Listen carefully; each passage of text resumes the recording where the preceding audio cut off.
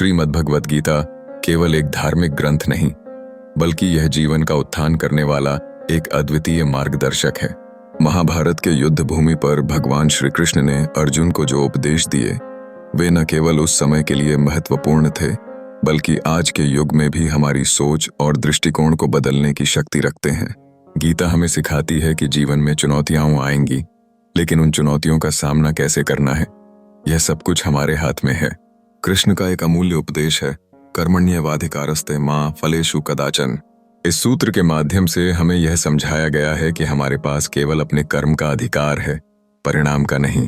यह सिखाता है कि हमें अपने कार्यों पर पूरी ईमानदारी के साथ ध्यान केंद्रित करना चाहिए और परिणाम के बारे में चिंता छोड़नी चाहिए। जब हम अपने कर्मों को सही तरीके से करेंगे तो स्वाभाविक रूप से अच्छे फल भी प्राप्त होंगे। गीता में एक और महत्वपूर्ण संदेश है, समत्वम योग उच्यते।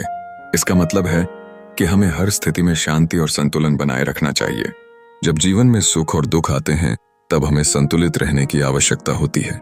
वास्तव में सच्चे योगी वही होते हैं जो हर परिस्थिति में स्थिर रहते हैं, और यही हमें सच्चा ज्ञान देता है। महाभारत हमें अहंकार से दूर रहने का आह्वान करता है। इसमें दिखाया गया है कि जो हमारे पास आज है वह कल किसी और का हो सकता है। धन, पद और यश का कोई स्थायी मूल्य नहीं है, लेकिन हमारे अच्छे कर्म और सच्चे संस्कार हमेशा अमर रहेंगे। ये हमें प्रेरित करता है कि हम अपने जीवन में अहंकार को स्थान न दें। श्री कृष्ण का एक अन्य अनमोल संदेश है, जो हुआ अच्छा हुआ, जो हो रहा है अच्छा हो रहा है, और जो होगा वह भी अच्छा ही होगा। इस विचार को अपनाने से हमें वर्तमान में जीने की प्रेरणा मिलती है।